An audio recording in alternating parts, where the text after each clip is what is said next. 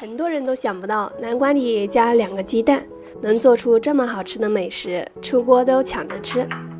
切开的南瓜先上锅蒸熟，捣碎晾到温热，然后打2个鸡蛋，加30克糖，再加3克高糖酵母，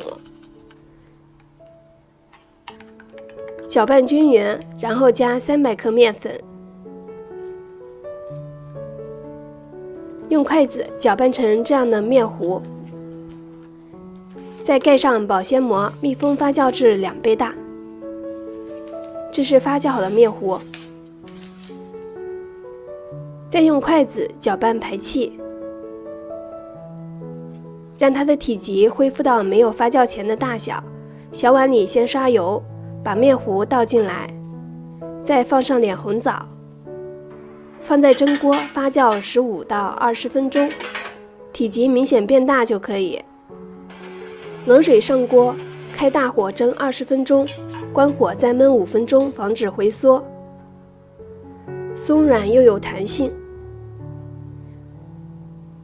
香甜的南瓜发糕就做好了，喜欢的话你也试试。我是香香，下期见。